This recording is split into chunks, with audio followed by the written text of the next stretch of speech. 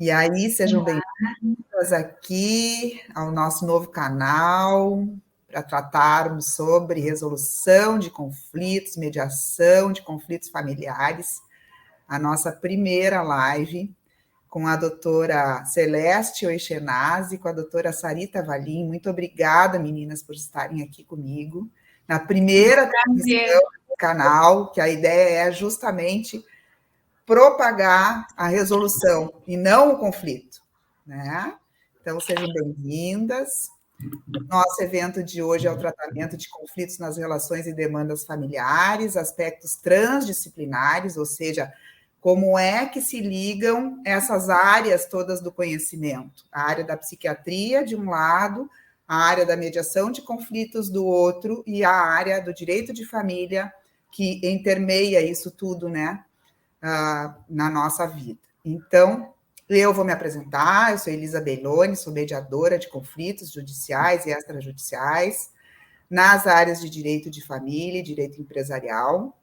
Eu sou mestre em direito pela PUC, sou pesquisadora em negociação e mediação de conflitos, principalmente em relações continuadas, em contratos empresariais e relações familiares. Temos aqui também a doutora Sarita Valim, que é advogada, 28 anos. Ela é especialista em Direito Internacional pela URGS, é especialista em Direito e Processo do Trabalho pela FEMARGS e pela Fundação do Ministério Público. É Life Coach pela ICI e atua na área do direito de família, auxiliando na solução dos conflitos, em especial na reconstrução da vida após o divórcio.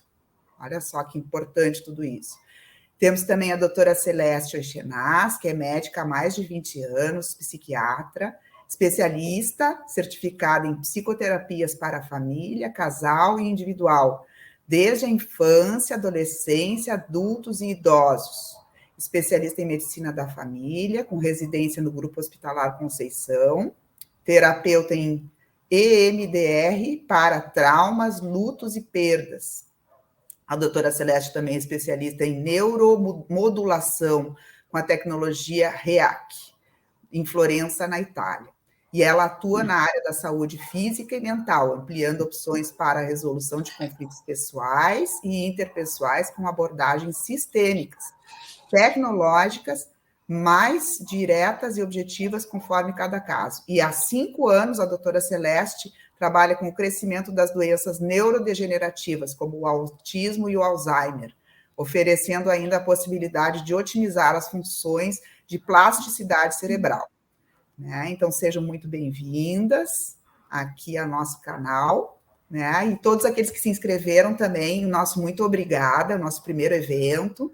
Então, nós ficamos muito felizes aqui de sermos prestigiadas por quem está nos assistindo. Esse evento foi pensado inicialmente para o público feminino, porém nós vimos que há homens que se inscreveram, então sejam muito bem-vindos também. Isso é um excelente sinal de que querem realmente melhorar e crescer, né, através da resolução de conflitos. Né? Então, assim, primeiramente eu queria dizer que esse canal visa exatamente a reflexão sobre essas questões, né, que permeiam o conflito, seja ele familiar, como é o caso agora dessa live que nós estamos fazendo, mas empresarial, escolar, né? Tudo aquilo que pode envolver conflito é onde nós temos a atuação da mediação de conflito e da resolução de conflitos. Né? Então, essa integração desses conceitos e dessas práticas, né? A gente vai trazer essa integração, debater sobre isso, fazer uma avaliação de riscos, né? Sobre a tomada de decisões e escolhas conscientes, porque as pessoas estão com muitos conflitos, estão muito desorganizadas emocionalmente. Nós passamos aí por essa pandemia, que também desestruturou muitas áreas, as pessoas ficaram muito isoladas, né? E, então, querendo trazer uma reflexão sobre todos esses aspectos aqui que a gente pode buscar uma melhoria, né? E ao final da nossa live aqui, nós vamos sortear, dentre aqueles que se inscreveram aqui, que vão receber, por terem nos prestigiado essa primeira live, nós vamos sortear um Vai ter uma surpresinha no final. Não vou dizer agora, quase que eu disse. Elisa, eu gostaria de te agradecer muito pelo convite. É um prazer, na realidade, estar aqui, porque essa é uma necessidade de todos os dias.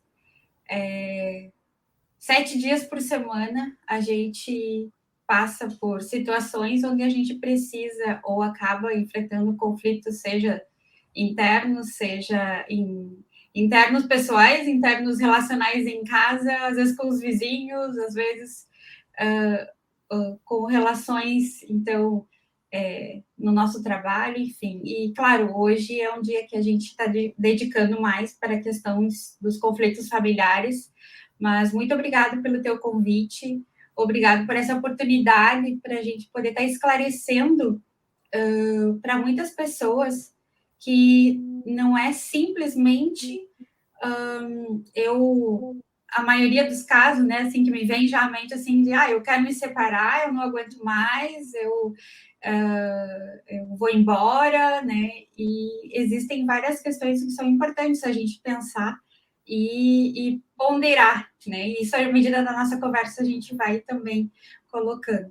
Então, exatamente. Muito obrigada pelo convite, e é uma alegria poder estar aqui, e igualmente com a Sarita Valim, que eu amo já de longa data. Então, obrigada.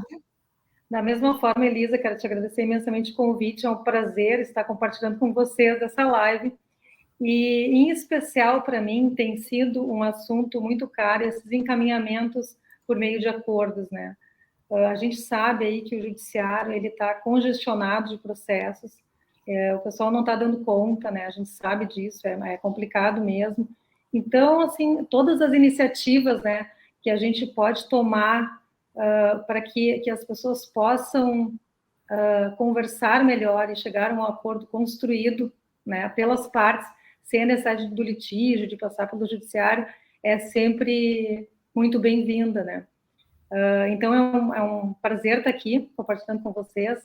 Acho que estamos iniciando aí, tentando iniciar uma nova era, né, na advocacia mais colaborativa, né, e eu acho que é isso, acho que os conflitos estão aí, são íncitos aos seres humanos, né, às relações, e a gente tem que tentar lidar da melhor maneira possível para poder fechar um ciclo e iniciar outro, né, fechar bem o ciclo. E o que eu tenho percebido muito, assim, no escritório que eu vejo, é que as pessoas, elas chegam realmente com uma carga emocional imensa, muito grande. E isso é o que mais prejudica, às vezes, um acordo, né, uma mediação ou uma solução pacífica às coisas. É claro que essas situações não são fáceis de serem vividas, né? Eu mesma já passei por 2 divórcios, não é fácil, eu não acho que seja fácil ou não, mas também, assim, as questões jurídicas, na verdade, não são difíceis, porque as questões jurídicas, elas têm a legislação que aponta o caminho, e se não temos a legislação, nós temos a jurisprudência, os entendimentos dos tribunais que nos orientam. Então, na verdade, ao meu entendimento, se as partes estão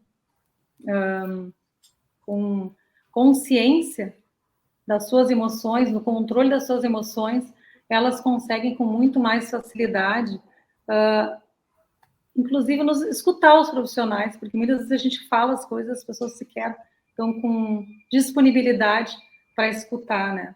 Porque não, às vezes se entra numa discussão se é justo, se não é justo, se está certo, se está errado, e muitas vezes é injusto, muitas vezes a gente concorda até com as partes, né?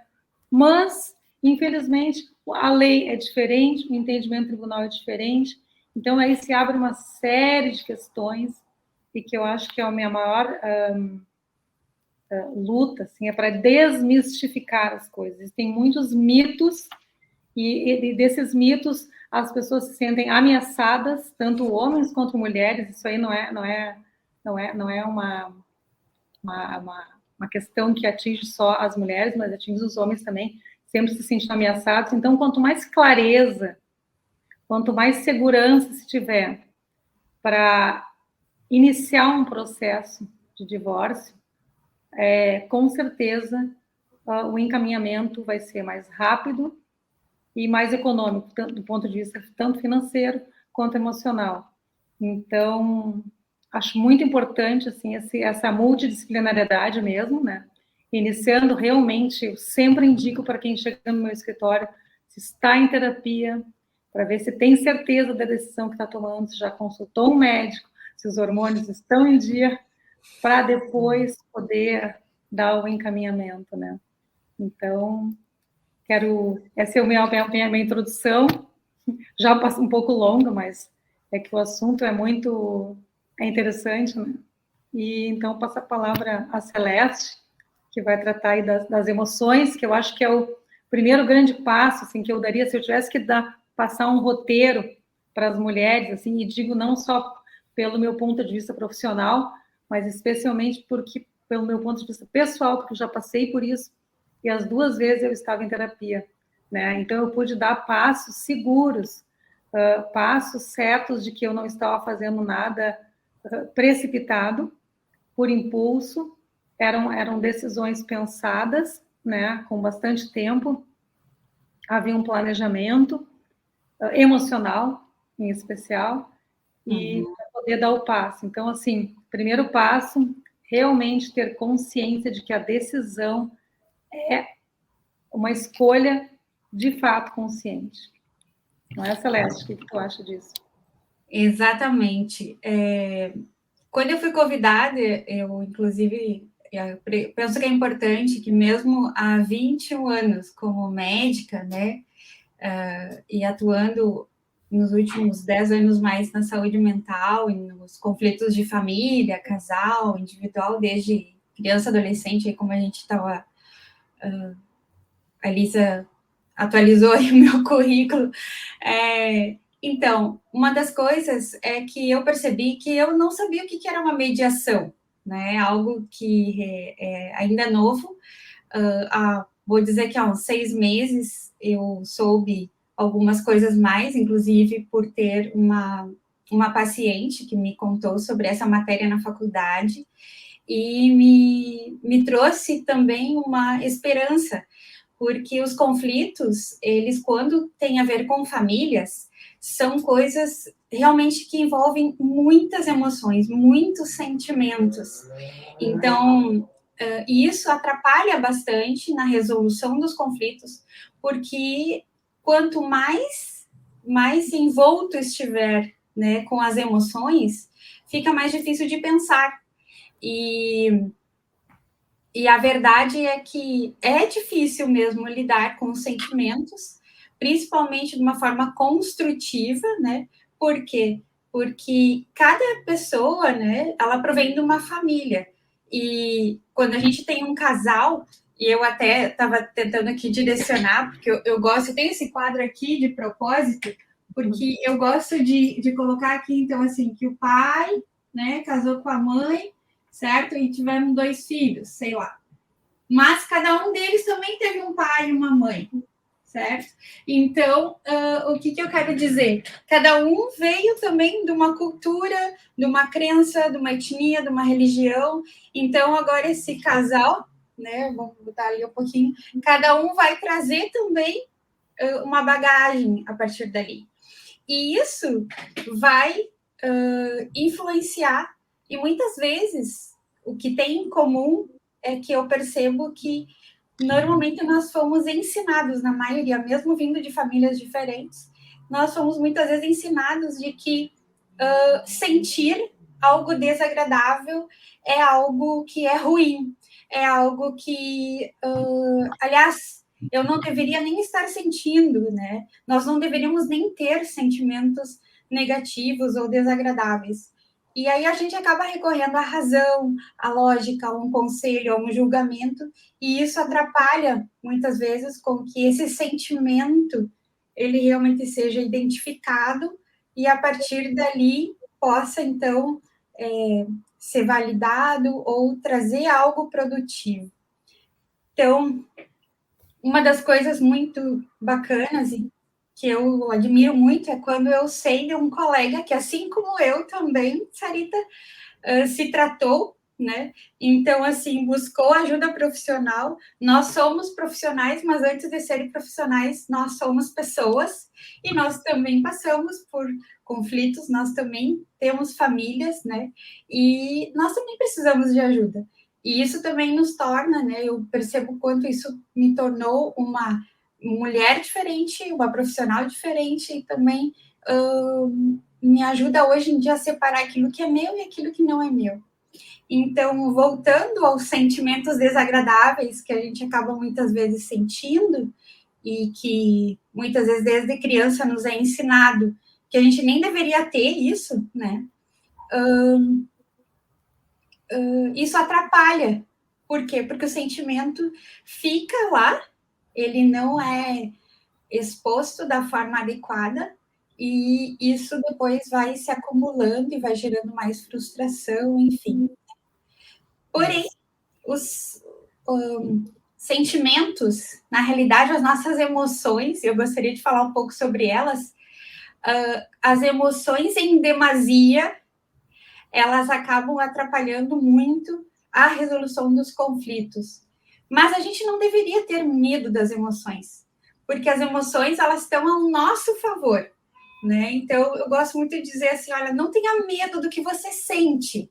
Pelo contrário, uma vez que você identifica o que você sente, ainda que seja desagradável, porque não existe emoção boa ou ruim. Como assim não existe uma emoção boa? Não existe. Por exemplo, é importante que eu tenha medo de sair à noite no escuro na rua.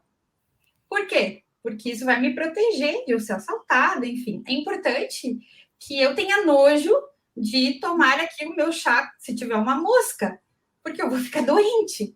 Então, as emoções, ainda que elas sejam desagradáveis, como raiva, medo, nojo ou tristeza, elas estão para nos proteger. Por isso, não tenha medo das suas emoções. E isso também se inclui ao amor e alegria, porque ter amor ou alegria demais também não é bom, acredite em mim. Né? Então, muitas vezes, o problema para a resolução dos conflitos é que as emoções, elas estão muito enraizadas e enrijecidas, ou elas estão extremamente exacerbadas. E isso atrapalha bastante para que a gente pense com mais coerência e possa, então, fazer uma melhor avaliação do que está acontecendo naquela família. Né? Então, quer falar alguma coisa? Bem importante, não, bem importante. A gente já tinha conversado muito sobre isso, né, nós três, e como é permeado, né, esse campo todo das emoções e tudo, como uma coisa influencia na outra, né?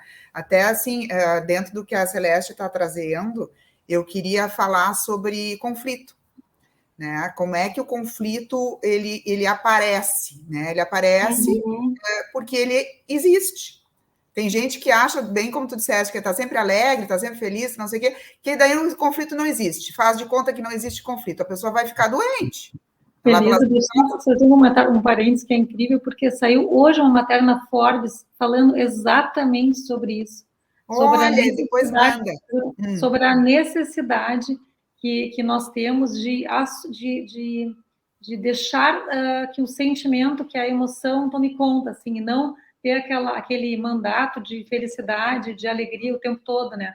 Para que a gente possa realmente evoluir, né? Ter controle, sentir os sentimentos para poder ter o controle sobre eles. Desculpa te interromper, mas é que... Não, ótimo, foi super legal, exatamente isso. E é isso que eu queria dizer, o conflito, ele é estudado há muitos anos, né? E há pouco menos de 50 anos atrás, o conflito era tido como algo negativo, né? Algo que deveria ser colocado à parte, colocado de lado. As teorias do conflito estudavam o conflito e diziam não pode ter conflito. Se tem conflito, tem alguma coisa errada. Depois passaram a estudar melhor, né? Inclusive tem um instituto que estuda isso, que é o Dennett Center, nos Estados Unidos, que eles colocam o conflito hoje como algo positivo, né? Então, o conflito, ele é íncito às relações humanas, ele vai existir sempre, em qualquer núcleo que seja interhumano, né? Familiar, corporativo, escolar, ele vai existir. O problema todo é como é que a gente vai perceber o conflito, que era mais ou menos o que também estava trazendo a Celeste, que se liga com as emoções, né? E como é que a gente vai tratar o conflito a partir da identificação de que ele existe, né? Então, assim, aceitando que existe conflito, né? E tentando construir um caminho através do conflito, né? A partir de interesses comuns, identificação de interesses comuns. Exato. Eu acho que não negando, o problema é a negativa, como se querendo colocar panos quentes em cima das coisas, né? E aí começam os sentimentos de raiva, né? E de negação. Exatamente, exatamente. E aí, muitas vezes, é o que a gente vê hoje, que até esse instituto americano traz uma figura muito interessante, que é da escalada do conflito. Que quando o conflito escala, ele começa através de uma simples divergência, né? E as pessoas veem coisas de formas diferentes, só que se elas não conversam, se elas não trazem à tona as emoções que estão permeando aquele momento delas, começa a escalar o conflito, há uma personificação, é uma tendência de encontrar, então, um culpado para aquilo, né? Então, tu é o culpado, você é o culpado, não sou eu o culpado. Aí o conflito aumenta. O certo, errado, o justo ou injusto, né, Elisa? É o certo, o errado, o justo ou injusto. As pessoas ficam se apegando aos... Não, mas as pessoas chegam a perguntar, mas tu acha que eu tô certa? Tu acha que... Mas não é disso que a gente está falando, não importa o certo e errado, né? E então, assim, se coloca uma possível polarização, né? No final, na escalada do conflito, que é quando já passou todas as fases de desentendimento e que um não ouve o outro. A escuta é muito importante, as pessoas não querem escutar. Tem gente que usa o silêncio para danificar a outra. Né? Eu gosto de falar aqui nas sessões, fazendo um link, Elisa, que a gente, no mínimo, tem duas formas de ser muito agressivo. Uma, que é a mais famosa, vamos dizer assim, é a gente gritando, né? Quanto maior o volume, então mais razão, supostamente, né? Só que isso é o contrário. Ou, né, a gente ficando em total silêncio, né? O silêncio também é uma agressividade, né? E isso muitas vezes parece que não, né? Então, como não estou ouvindo meus vizinhos gritando um com o outro, então, não, eles se dão bem, né? Ou os meus pais, não necessariamente. Então, na realidade, no mínimo, essas são dois extremos de muita agressividade, né? Onde não há comunicação. Então... E olha que interessante, que daí já vai lá para a área da Sarita, que é a questão, o silêncio, muitas vezes, entre marido e mulher, não é? Que já estão numa fase ali digamos, da escalada do conflito, que já não estão dialogando de uma forma adequada, já não estão revelando, não estão se tratando, não estão revelando as suas emoções de uma forma adequada. E aquilo vai somatizando. Pode acontecer de um deles, em geral, é o homem, né, se tornar muito silente, né? Muitas vezes sai de casa, já está num outro patamar, ou já são separados, já são divorciados, e um não responde o outro. Isso pode significar uma grande agressão, porque aquele que está questionando, por exemplo, sobre os filhos, como é que vão fazer esse próximo final de semana, como é que... A pessoa que não obtém a resposta, ela fica imbuída de uma raiva muito grande. E o conflito se espirala cada vez mais.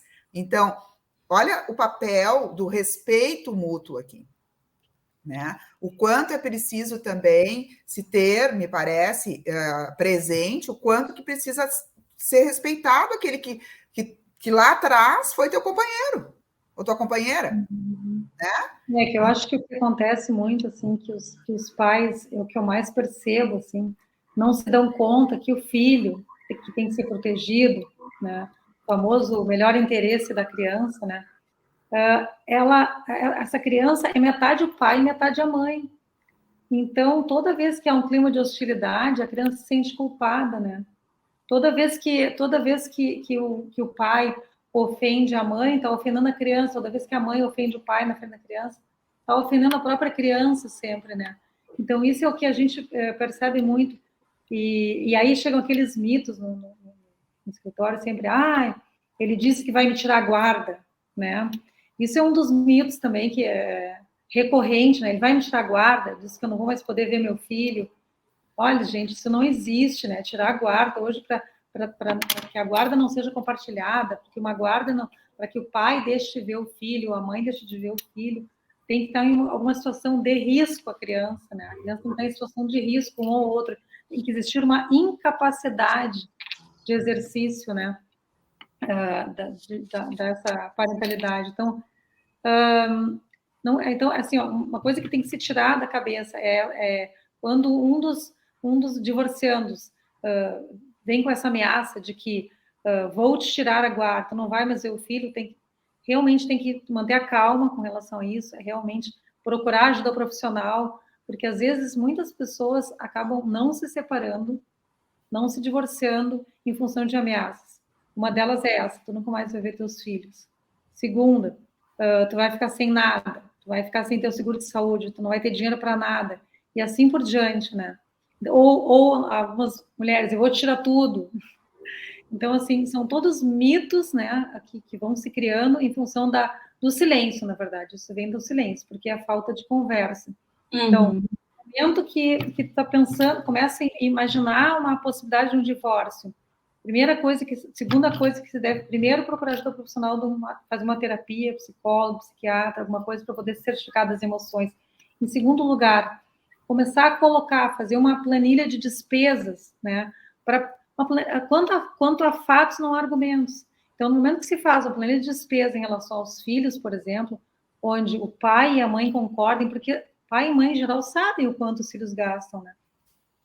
Deveriam saber, pelo menos. Despesa de escola, despesa de seguro de saúde, despesa de atividade extracurricular, supermercado. Os pais ambos, em geral, têm uma ideia, ao menos, do que se gasta, um remédio e tal.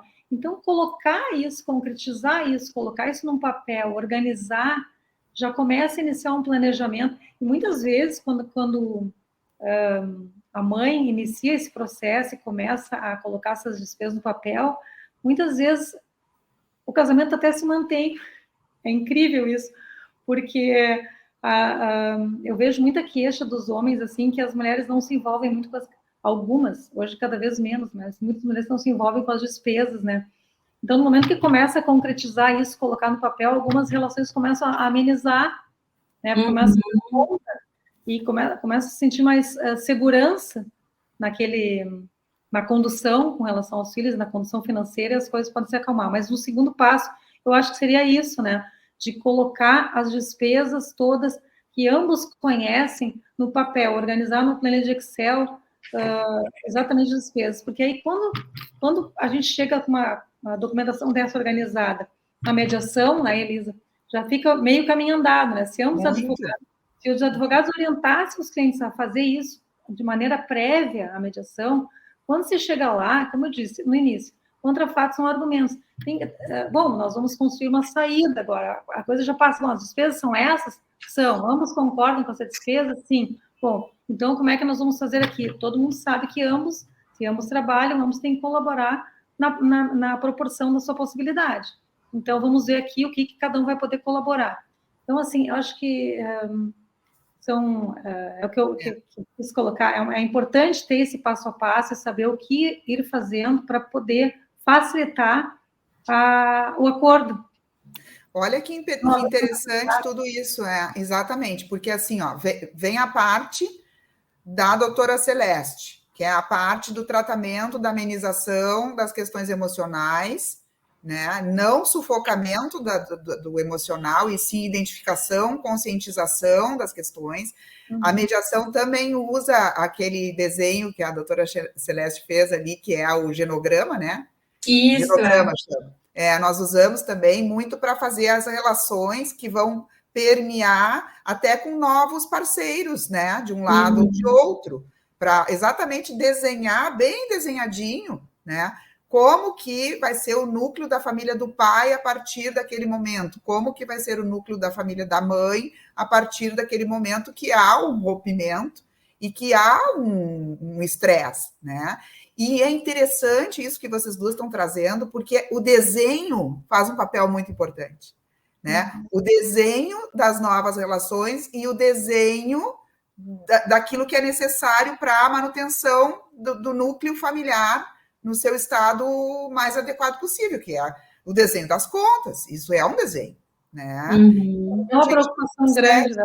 Colocar eu estava isso aqui pensando que, na realidade, quando a gente recebe alguém que está em conflito, né?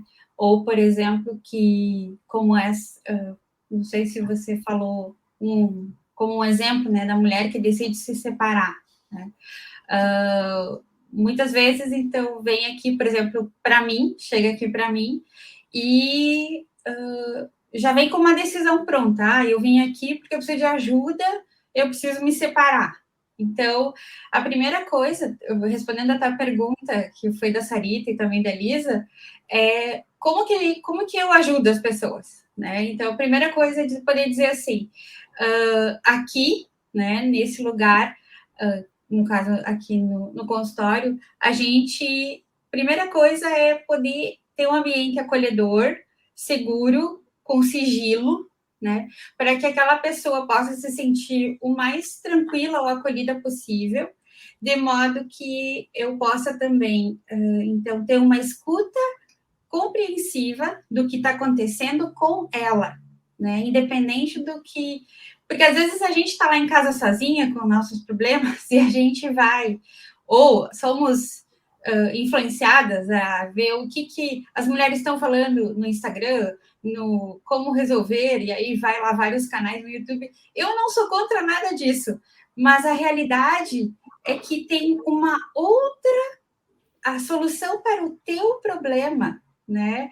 E aí eu fui falar até do problema que a Celeste tinha no relacionamento, até do casamento dela, era uma questão que não estava em nenhum canal, só estava aqui na minha mente, porque tinha a ver com a minha história. E eu poder ter estado num ambiente também acolhedor, com sigilo, onde eu me senti segura e fui respeitada, então isso permitiu com que eu falasse, isso faz então que cada pessoa que me procura, seja homem ou mulher, fale e possa então expressar aquelas emoções que eu estava falando desagradáveis, que estão ali atrapalhando, de modo a poder, expressando... isso que a maioria das pessoas não sabe. Quando você fala aquilo que você está sentindo e que é desagradável, que é frustrante, quanto mais você falar, mais rápido você vai chegar a uma solução. Isso é o que a maioria das pessoas não acredita, não sabem, talvez, né? Então, a forma mais rápida de você se livrar é você poder expressar. E acredito que lá na mediação dos conflitos é exatamente isso que proporciona o indivíduo também ter, né, no momento que tem uma mediadora. Essa é a minha hipótese daquilo que eu estou aprendendo aí com a Elisa sobre mediação. Né? No momento em que nós escutamos, como a Sarita também comentou, né? E a gente tem, então, empatia, busca se colocar no lugar daquela pessoa, entendendo o contexto dela vem, a idade que ela está, a fase da vida, né? Qual o contexto familiar que circunda ela, a gente pode ajudá-la a identificar, né? Ou ver com ela quais são as emoções que ela sente e, a partir daí, ajudar elas para ela validar a sua emoção. Não negar sua emoção, você pode validar.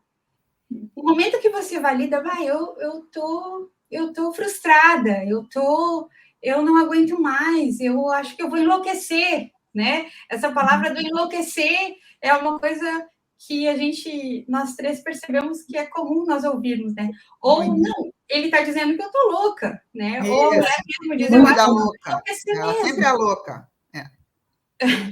Então, a partir disto, a gente pode oferecer, né, ou pelo menos é o que eu percebo aqui, eu posso ouvir aquela situação e poder ajudar, né, oferecendo diferentes outras possibilidades para que aquela pessoa resolva o seu conflito de acordo com a sua necessidade, a sua realidade. Claro, aí eu já passo a palavra aí para a Sarita, quem sabe, que muitas vezes, e aí a importância da multi ou da transdisciplinaridade, que é, não, eu já ouvi aqui muitas vezes, Celeste, não, eu já decidi, eu vou embora, depois amanhã eu já resolvi como é que eu vou fazer, não sei o quê, e eu pego e falo assim, não, você não vai fazer nada. Eu sei que eu não tenho que decidir, eu não estou decidindo, mas você não deve fazer nada. Sabe aquela placa no trânsito, quando você está dirigindo, na dúvida, não ultrapasse, né? Principalmente quando tiver... como é que a gente fala quando tem geada, assim? Quando está escorregadio, quando tem... Realmente pode causar um acidente. É isso. Então, assim, se você não está vendo o trajeto, caminho limpo, não, você não vai.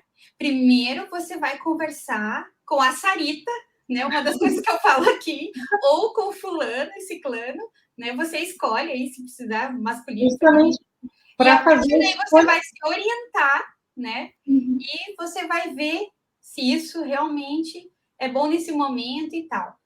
Além de, claro, é que aqui também é um pouco diferente. Alguns pacientes estranham, porque eu sou uma médica que pede exames, que converso, que pergunto sobre a saúde clínica, porque muito da clínica pode estar influenciando também em sintomas ou muito ansiosos, ou depressivos, ou de irritabilidade, né? Sim. Então, mas não dá simplesmente para a gente fazer o que dá na telha, né? Então, falando, olha... Tem que ter um planejamento, né? Tem que ter um planejamento, né? Primeiro tem que ter conhecimento das consequências da tua decisão, né? De ambos os lados, tanto homens quanto mulheres. Então, para isso tem que ter esclarecimento preciso, esclarecimento técnico. Mas agora me lembrou uma coisa, a Celeste, eu sempre encaminho para a Sarita para ela fazer essa orientação jurídica, né?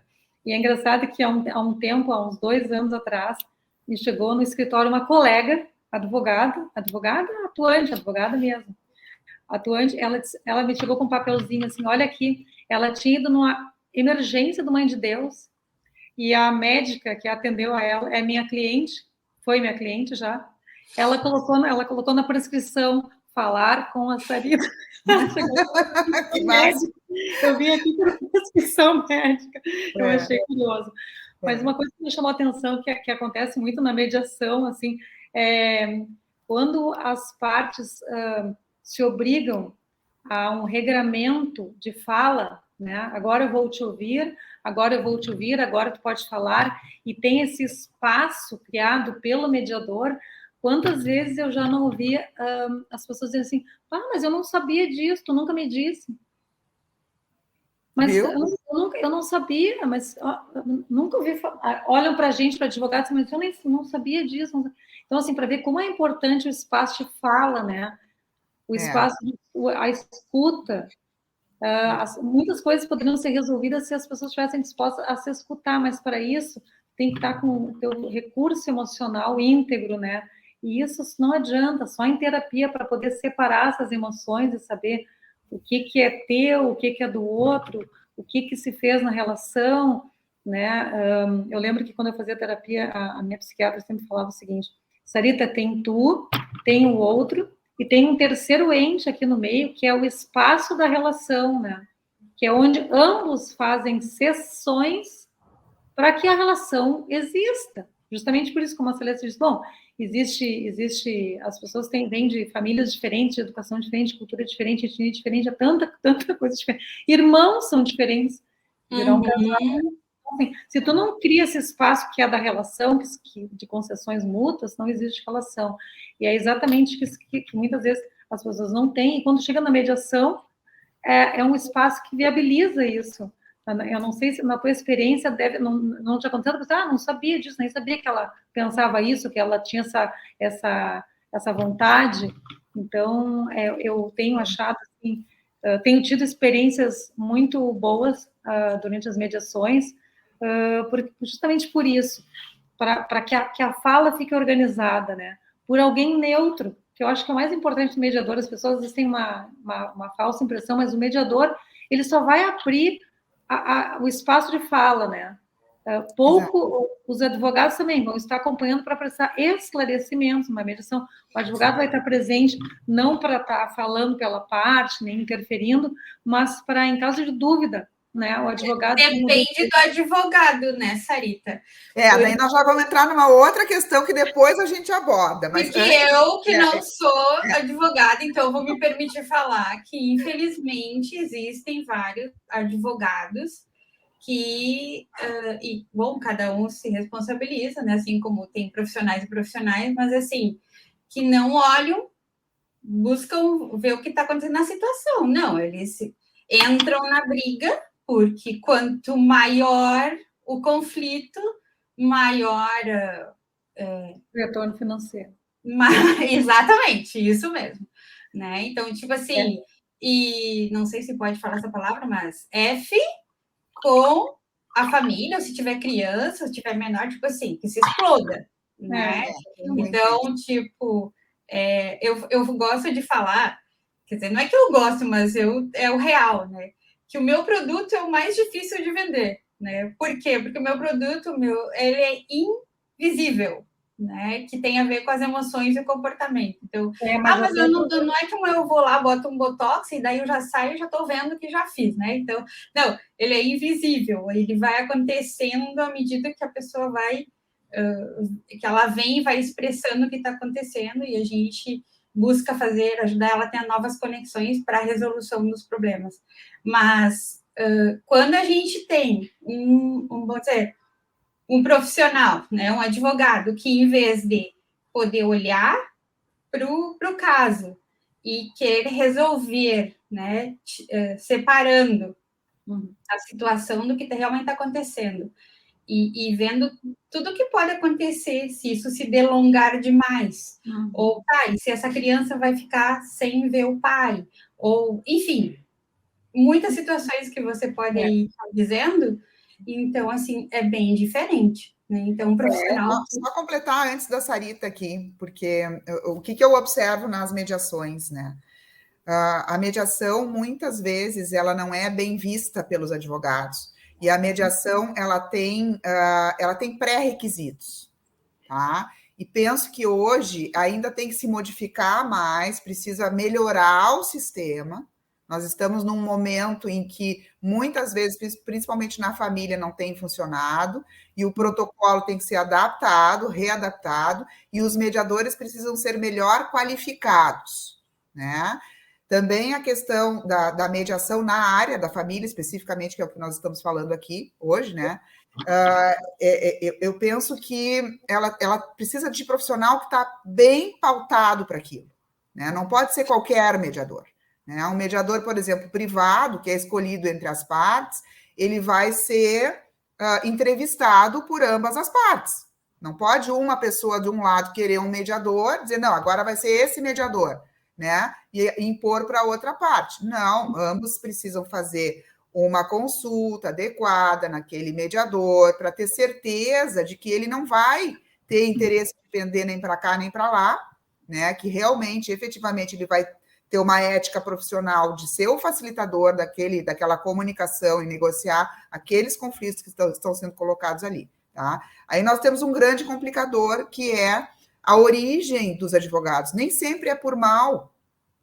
Muitas vezes os advogados vêm de uma formação acadêmica que é feita para o litígio, para o conflito, para o contencioso, que a gente chama, né? Tá? Muitos advogados, escritórios de advocacia colocam assim no Instagram ou no LinkedIn, né? Vaga para contencioso, né? Muito comum, tá? Porque vou botar isso no filtro, então, não quero esses. Que vai brigar, né? Então, assim, o advogado tem essa litigância, né? Tem que haver uma mudança de cultura, aonde o profissional da área da advocacia ele consiga mapear, como a Sarita estava falando há pouco, as questões daquela família, né? Então, vai mapear, muito bem, vamos desmistificar algumas questões aqui, que se chegar na mediação assim, não vai dar, o mediador não vai conseguir, né? É que as pessoas têm que colocar os pés no chão, né? Que eu acho que cabe ao advogado, antes de uma mediação, já colocar os pés no chão do seu cliente, entende? Não adianta vir com sonho. É recorrente também assim, não, mas eu tenho que manter o meu padrão. Ninguém mantém o padrão em divórcio, não existe isso. Isso é um mito, né? Não existe, o tribunal não reconhece isso. Todos perdem, né? Infelizmente. E ganham depois também, né? Se a coisa é bem conduzida, todos ganham. Mas, num primeiro momento, há uma perda. Isso tem que ser falado para o cliente. Nós não vamos conseguir recompor a tua situação financeira, o teu convívio dos filhos, igual como era. Embora a gente busque sempre um convívio equilibrado para as crianças, porque nós, como pais, temos que ter a responsabilidade e a consciência de saber o quão importante é o convívio com o pai e com a mãe para a formação da criança. Não existe pai que é mãe, nem mãe que é pai, não existe isso. A criança precisa dos dois para ter uma boa formação. E a gente, se realmente ama os filhos da gente, a gente tem que ultrapassar toda e qualquer dificuldade. E não adianta chegar no meu escritório, que outra coisa que é recorrente é, porque ela é louca. Mas, escuta, quantos filhos tu tivesse? Se tem algum cliente meu que assista essa live no YouTube depois, vai dizer, é verdade. Quantas e quantas vezes? Porque ela é louca, mas quantos filhos tu tivesse?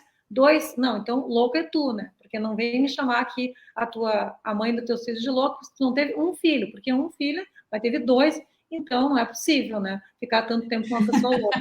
Então, assim, cortar o mal pela raiz, né? Não me fica chamando de louca, e muito menos assim, ele é muito esperto, muito esperto. Não, ou ninguém é muito esperto. E é bom, né, casar com alguém que seja uma pessoa inteligente, mas agora, se tu ficasse anos se omitindo de tudo, não sabe absolutamente nada do que se passa, né, com a questão patrimonial, muitas vezes, não se envolveu, porque um relacionamento, ele passa por um namoro, né, por um longo namoro, depois as pessoas começam até chegar ao casamento, e mesmo no casamento, muito tempo. Então, quer dizer, se chegou naquela situação que ele é um esperto, porque eu não sei de nada também, eu acho que falta um pouco, né, de envolvimento de nós, mulheres, nessas questões também, né, em alguns momentos somos falhas nisso, então não adianta também chegar e não saber de nada, chegando de não sabe absolutamente nada, não sabe qual é o gasto da casa, isso é recorrente também. A gente recebe muitos homens que se queixam muito disso, né, de mulheres que não têm a menor noção, que às vezes estão passando por dificuldade financeira e não são escutados. Então, e elas continuam gastando como se nada tivesse acontecendo. E querem manter no divórcio esse gasto, e aí a briga começa, né? Porque, na verdade, não sabe nem durante o casamento que já vinha acontecendo, que não estava se negando a enxergar, né? Quantas vezes acontece? E da mesma forma, acontecem aqueles homens que têm dinheiro também e que ficam maltratando a mulher com a questão financeira, né? Que não realmente é uma caixa preta, assim, e que deixam as mulheres sem às vezes dão tudo o que é preciso, fazem, mas deixam alijadas as mulheres dessa parte financeira também, o que também não é bom, também acontece, e que não deve ser. Se a gente se propõe a ter uma família, né, essas questões, elas têm que ser tratadas em família, né, tem que haver um ambiente de confiança, né, senão a gente monetiza tudo, não é possível, né. Mas vocês vejam como é difícil, né, Gurias? Só antes de te passar a palavra, Celeste, como é difícil. Nós começamos essa conversa aqui trazendo o que é o conflito, como é que o conflito aumenta, como é que o conflito existe, né? Ele está ali, né? Nós temos que lidar com ele. Aí nós vamos para a parte do que trouxe a Celeste, que é a questão das emoções, né? Não é fácil entrar nas emoções, não é fácil trabalhar as emoções. Nós não estamos falando aqui de coisas fáceis. Nenhuma de nós três veio aqui entregar alguma coisa fácil, pelo contrário. Né? Aí vem a Sarita Valim dizer que como é difícil falar sobre as contas da família e do casal, que estamos falando de uma primeira coisa, né? Se o casal não fala durante o casamento, imagina a dificuldade no divórcio, numa mediação, é por isso que acontece o litígio, né? Porque as questões não eram claras, no casamento não serão claras no divórcio. Outra coisa que eu digo, mito também, as pessoas têm a expectativa de educar no divórcio, aí educar o marido ou a mulher. Não existe isso, né, gente? Se a pessoa foi assim durante todo o casamento, ela não vai mudar justamente no divórcio, né? Eu diria até antes, durante o namoro.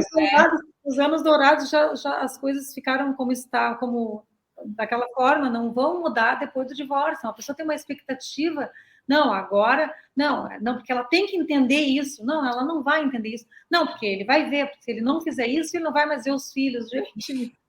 E são muitas ameaças, né? Porque assim existe também o não preparo, tá? Aonde que o meu trabalho funciona? Mesmo, na melhor hipótese, é depois que passar por vocês, né? Então, assim, quando chegar lá na ponta, e muitas vezes a mediação é colocada lá na frente, ninguém está preparado para aquela dinâmica, para aquele momento, né? E aí se pegam profissionais, às vezes, despreparados, tem que encerrar, porque brigam tanto, e é um momento ali que acaba servindo para espiralar ainda mais o conflito. Né? Então, eu digo sempre assim, a mediação familiar ela é muito delicada. Ela precisa preparo para que aquelas pessoas possam estar naquele local ali e possam se respeitar minimamente, né?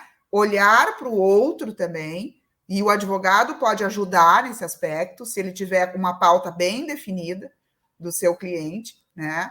Para a gente conseguir negociar e estreitar as relações. E tem, na minha prática, na mediação de família, muitas vezes acontece que retornam tempos depois, porque as circunstâncias da família, elas mudam.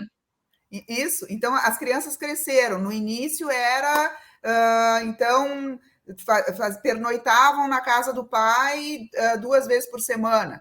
Aí, daqui a pouco, estão adolescentes, não querem mais pernoitar na casa do pai, tem uma necessidade de visitar o pai, né? Sair para fazer alguma programação, mas preferem ficar na casa do outro genitor, no seu quarto, dormindo sempre, todas as noites, né? E aí, como é que tu vai fazer? Vai propor um novo processo judicial para tratar sobre isso? Aí leva mais 3 anos, muda tudo de novo, né? Eu creio que a gente está falando de um outro assunto aqui também,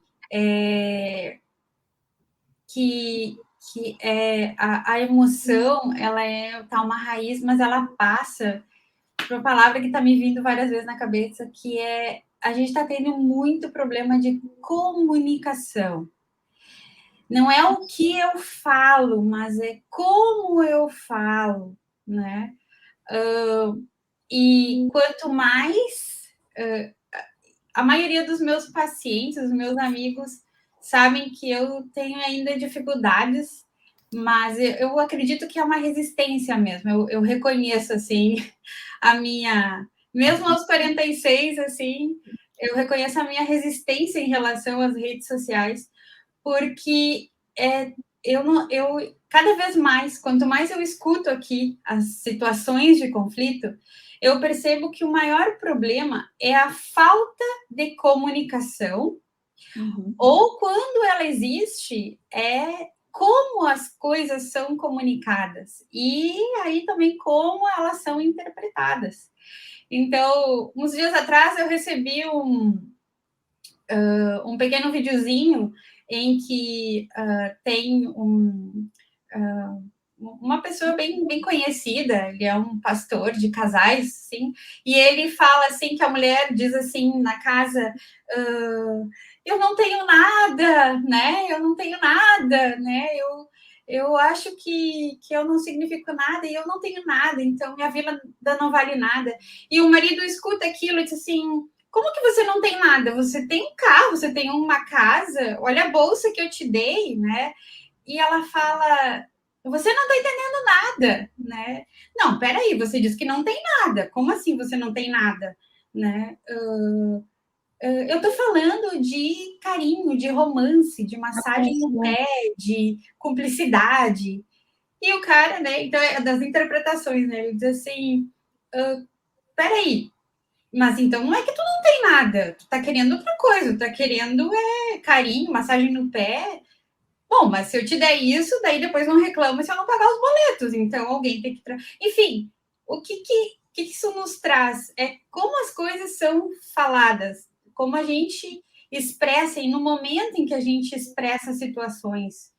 Outro dia eu compartilhei que eu recebo muito crianças e é uma coisa, olha, 99,9%, para não dizer 100%, quando eu atendo uma criança que os pais estão em conflito, ele diz assim, não, Celeste, eu sei que eu tô aqui, mas que meu pai e minha mãe estão se separando, mas eu já sei qual é o problema. E eu olho, assim, 7, 8 anos, tá? A gente tá falando dessa idade. E eu olho e falei assim, qual que é o problema, então, né? Não, o problema sou eu. É por minha culpa que eles estão se separando. Eu falei, como assim? Como você chegou a essa conclusão? É que assim, ó, a minha mãe me mandou escovar os dentes e ir para a cama e eu fiquei jogando videogame, e eu não fui. Aí ela ficou irritada e ela brigou com meu pai, aí meu pai disse coisas para ela e tudo porque eu não fui escovar os dentes e não dormi na hora que ela falou, então a culpa é minha. Ah, tá. Então, assim, são várias situações e tem a ver com as idades e tem a ver também em como acontece a comunicação entre a família e a gente tem aí vários sentimentos brotando de forma inadequada, culpa, medo, rejeição, enfim, tudo pela forma em que foi comunicado. É muito comum também a gente ter casais que um está na sala, outro está no quarto. Uma das coisas que eu não tenho vergonha de dizer, mas eu sou totalmente contra a cada um ter uma televisão no seu quarto. Como assim?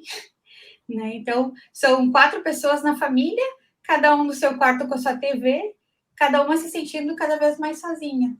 Né? Então, isso dificulta a comunicação. E isso atrapalha depois na nossa vida. Então, é isso que muitas vezes não se percebe, não se... É incrível que é sempre a comunicação, porque é a mesma coisa no escritório, né? A falta de informação também, de encaminhamento jurídico claro, assim, né? De quem... falta de conhecimento, de informação correta. Primeiro tem a falta de comunicação, né? Que os casais ou divorcianos não conseguem estabelecer. Junto com isso vem a falta de informação do que os tribunais estão decidindo, não o que eles estão achando que é justo ou injusto, certo ou errado, mas o que o tribunal tem decidido, que é o pezinho no chão, vamos botar o pé no chão, não adianta ficar prometendo mundos e fundos para ganhar o cliente. Os meus clientes, eu não ganho assim, eles sabem exatamente o que está acontecendo e são conscientes de até onde podem ir ou não. Então, assim, acho que essas duas coisas que se estiverem alinhadas, a comunicação e a informação de qualidade baseada na legislação e no entendimento dos tribunais, e não em certo, errado, é justo ou injusto, quando se chega numa mediação, né, Elisa, é meio caminho andado. Daí. Com certeza. São ajustes. Com toda mas depende muito do profissional. E o profissional, a gente estava falando das partes, mas o profissional também tem que se tratar, né? O profissional também tem que ter recursos emocionais para não fazer se projetar, né? Porque daqui a pouco tu tá te misturando também com o teu cliente, né? Pessoalizando as coisas e tomando um lugar que não é teu. Nosso lugar é de amenizar as coisas e tentar acertar da melhor maneira possível. Ainda mais quando tem crianças, né, envolvidas aí. Porque o tempo de convívio, só para finalizar, porque o tempo de convívio, ele não volta, né? Ele não volta. Tempo de convívio não volta atrás. E isso aí, o prejuízo para a criança é imenso. Então, a gente não pode perder tempo. Por isso, a mediação, ela vem muito para ajudar nisso também, a que a gente possa encurtar o sofrimento das crianças, porque o processo judicial, até se marcar uma perícia psicológica, uma assistente social, impugnação de laudo, indicação de assistente técnico, elaboração de quesitos, vai para a secretaria, volta à secretaria, abre prazos, 15 dias úteis para cá, 15 dias úteis para lá, e o tempo vai passando, gente, entendeu? Quando vê a criança já está um adolescente e já não conviveu com o pai, já não conviveu com a mãe, e esse tempo de convívio é tempo perdido, não se volta. Então, assim, o quanto mais a gente puder usar essa multidisciplinariedade, de poder acessar realmente profissionais diferentes, né, que possam nos levar, nos desaguar na mediação de modo mais tranquilo e fazer essa opção pela mediação também, seguramente a gente vai estar num caminho de maior harmonia e fechamento de ciclo, né? Com paz no coração. Com certeza. Com certeza. Eu não sei o que vocês escutam, mas eu também ouço, e infelizmente, não, muitas vezes as pessoas procuram ajuda quando a situação do conflito já é tão intensa que aquela comunicação já quase não existe, ou se ela existe, ela é extremamente agressiva, né? Então, até quando eu me referi, eu não sou contra a televisão, mas é que a televisão, ela piora a comunicação entre os membros da família. Então, uma família que se comunica melhor, ela vai poder conversar sobre as coisas que estão acontecendo. E quando isso não acontece, geralmente é que o conflito se intensifica, né? E chega aqui já numa situação muito delicada, e como a maioria de nós quer uma solução mágica, né, em uma consulta ou duas, e é difícil para as pessoas, muitas vezes, entender que esse conflito não começou há 1 ou 2 dias, mas isso tem muitos anos, isso tem a ver com comportamentos e com uma forma de funcionamento daquele indivíduo. Então, isso acaba levando com que muitas pessoas dizem, doutora, mas isso é muito caro, né? A sua consulta é muito cara, isso daqui vai demorar muito. E aí eu gostaria de provocar isso em cada um que está ouvindo, né? Qual é o custo? Quanto vale a tua saúde mental e emocional, né? Teus filhos, é caro, né? Porque caro, pelo menos para mim, é aquilo que não vale. E é muito comum eu, infelizmente, atender tantas pessoas e ver pessoas que podem estar com a sua conta corrente com 6 ou 7 dígitos, mas por dentro elas estão, como a gente diz aqui no Sul, um fiapo, né? Ou estão vazias, ou têm dificuldade de se relacionar com a sua família. E olha, isso é muito triste. Por isso que quanto antes um casal puder pensar na sua relação e como aproveita esse tempo, né? Que como a Sarita falou, não volta atrás, para pelo menos propiciar o menor tempo possível de desavenças. Disfuncionalidade. Né? De disfunção, assim, e de tristeza para aqueles filhos, né? Melhor. Então, os próprios filhos falam aqui, Celeste, eu prefiro que cada um viva na sua casa, mas eu não aguento mais ver eles brigando, né? Então, quanto mais eles vão percebendo, entrando na fase da adolescência, em uma idade mais madura, eles mesmos percebem, né? Olha, eu amo meu pai e minha mãe, mas os dois não conseguem ficar juntos, então não dá. Tá. O que eu queria trazer aqui também, em relação até ao que a Sarita estava falando antes, né? Que é o seguinte: nos Estados Unidos não existe hoje processo de família judicial, nos termos de como a gente tem aqui, tá? A mediação de conflitos chegou lá há 40 anos atrás, tá? Através do que se chama Multi-Door Courthouse, tá? Então, eles começaram, dentro do judiciário, a fazer sistemas de mediação. Hoje é muito disseminado lá. 95% das ações, tanto as piores que tem de empresariais ou de acidentes, elas são mediadas. É um pequeno ramo, pequeno grupo que vai para a justiça mesmo, e lá é muito caro judicializar, né? E aqui nós estamos fazendo o mesmo trajeto que fizeram há 40 anos lá. Então, agora está chegando, claro, eles importaram, né, do sistema americano, que não é o mesmo que o nosso, a cultura é outra, essa política de multiportas. Por isso que agora o judiciário tem a mediação disseminada, sendo disseminada. Né? Falta treinamento, falta também um pouco mais de capacitação de muitos mediadores, outros colegas são excelentes, né? Mas a mediação privada, ela também é uma grande alternativa. Né? E o que eu vejo muitas vezes acontecer? Tá? Eu vejo, eu tenho experiências assim hilárias. Tá? Eu vejo, essa semana, foi semana passada, na outra, que entrou um senhor, tá, advogado na sala de mediação, era online, o que eu acho errado, acho que tem que ser presencial, a mediação familiar, porém a gente tem feito sistematicamente por causa da pandemia, depois ficou online. Ele entrou e disse assim, vamos terminar logo isso aqui, porque eu sou advogada há quase 50 anos e eu não acredito nisso aqui. Vocês imaginem a comunicação desta pessoa em relação a outras, aos mediadores e a outra parte que estava lá, o outro advogado que estava lá, a falta de respeito com aquilo que eu exerço como profissão. Imagina se eu chego no consultório da doutora Celeste, assim, olha aqui, ó, eu vim aqui obrigado. Eu não sei nem o que eu vim fazer aqui. Eu não acredito em terapia. Para que terapia?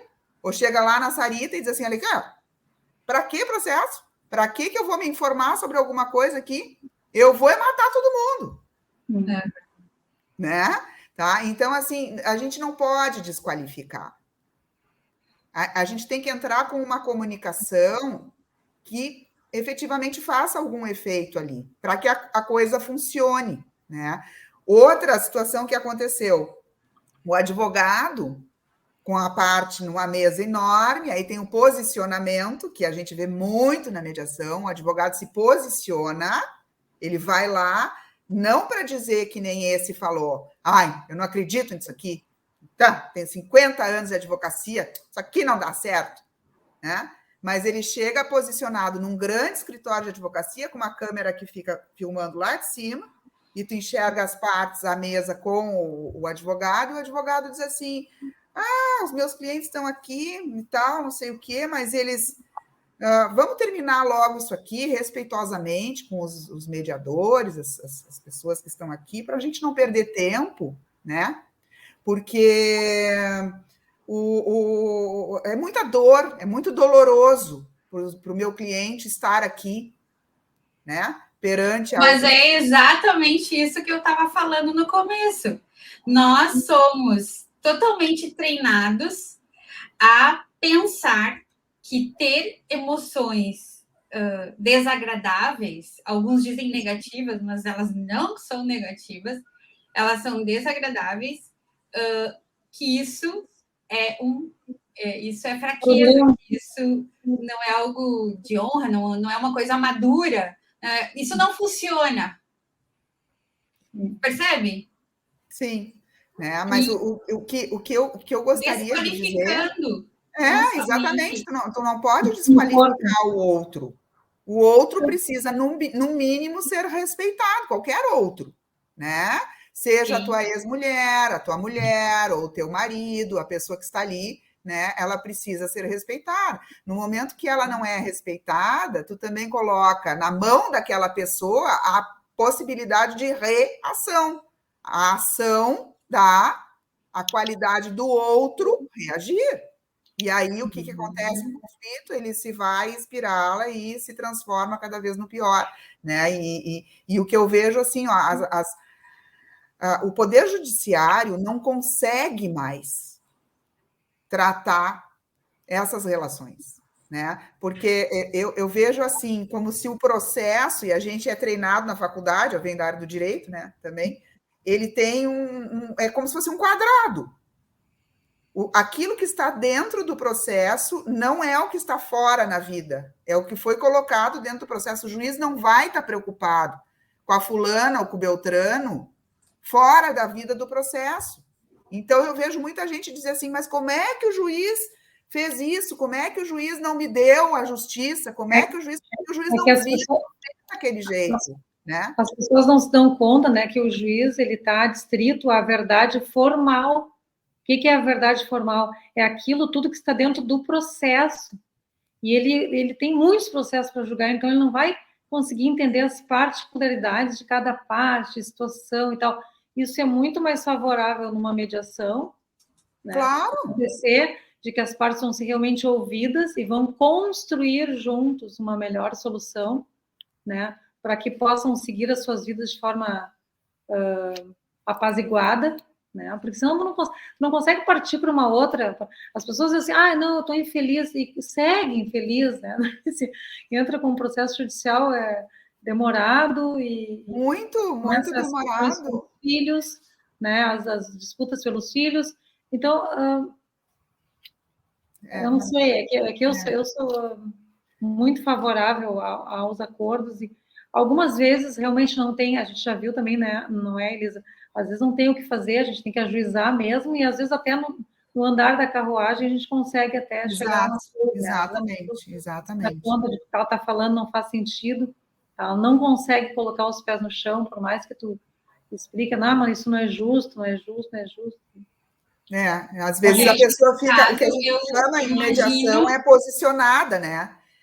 Porque, na verdade, o que acontece? No processo judicial, tu tem as duas partes, né? Autor e réu, né? Os genitores, a mãe, o pai, a mulher e o marido. Mas, assim, na mediação, tu não pode ter essa posição. Não pode ter uma posição. Tu tem que tirar a pessoa da posição. E como é que tu faz isso? Né? Primeiro acolhendo, recontextualizando o que eles estão vivendo, trabalhando até certo ponto as emoções, né? Muitas vezes a gente precisa dizer que ali não é um local de terapia. Por quê? Porque a pessoa não consegue ir para frente. Ela tem que entender que o processo de mediação familiar, ele é um processo prospectivo, ele vai para frente. Ele não pode ficar estagnado numa coisa só. Remoendo coisas. Exato. Então, assim, a gente explica que tem um protocolo, um procedimento ali, né? Nós vamos ouvir as partes, nós vamos acolher as suas emoções, nós vamos ouvi-las separadamente. É o correto na mediação familiar que tu faça o chamado cálculos, que são sessões individuais, né? Porque ali vai vir mais emoção, vai vir ser revelada muitas vezes uma traição, que na sessão conjunta há um constrangimento, não se quer falar, né? E aquilo é trabalhado através do mediador e do advogado. E aí chega um momento que tem que tratar dos interesses. Quais são os interesses aqui? É o colégio particular do filho, é a visitação 2 vezes na semana, qual é o horário de busca, qual é o horário que devolve, é a questão da pensão, né? Que, na verdade, essa parte, ela não é difícil. Se tu tá com dados de realidade de ambas as partes, se tu já tirou a parte da emoção, essa parte não é difícil de ser feita, porque é matemática, é percentual, proporcionalidade, qual é a necessidade das crianças, qual é a possibilidade que cada genitor tem de pagar, e vai pagar proporcionalmente ao que ganha. Tem a regra já, é tranquilo. Se todo mundo estiver bem intencionado e mostrar as provas de quanto ganha, e ambos tiverem noção de quanto... Já fiz isso no meu escritório, é tão bonito de ver, olha, ela está me dizendo, é isso que tu ganha mesmo? Não, é isso que ele ganha mesmo. Isso, e ela também, é isso que ela ganha também. Estão de acordo. A despesa dos filhos é essa aqui? Não, é essa aí. Sabe? Não tem como não... Exato, exatamente. Os bens que vocês têm são esses? Sim, mas... não, mas tem aquele que ele recebeu de herança. Tá, então a gente vai excluir esse, sabe? Né? Esse ele comprou antes do casamento, então esse já era dela. Gente, isso é excluído. Então, sabe, informação, honestidade, transparência. Eu recebia no início dessa semana, não, na semana passada, um cliente, ele estava tão apaziguado com ele mesmo, ele se divorciou há 3 semanas, tão tranquilo, tão transparente, tão em paz, ele acho que viveu uns 10 anos, mais ou menos, e tem um filhinho.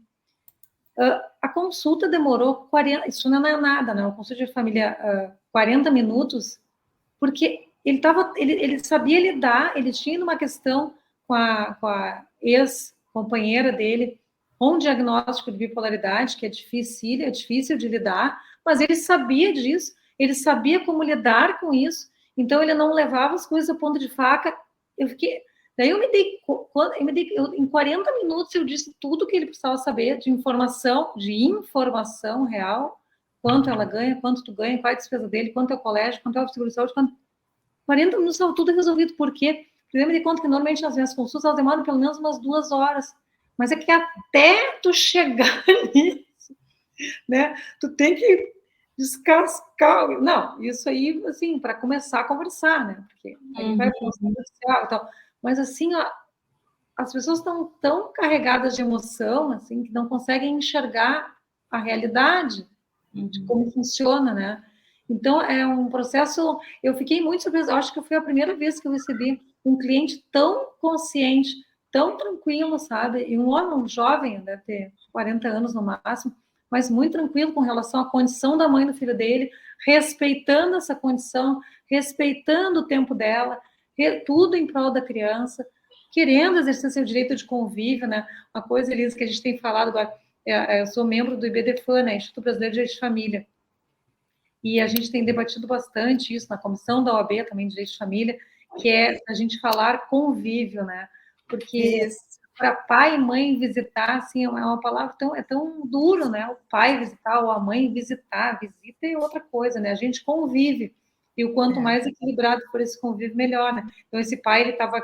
O que ele queria, assim, olha, eu só quero garantir o meu convívio com o meu filho, mas o que eu tiver que organizar e abrir mão, não tem problema nenhum. Então, assim...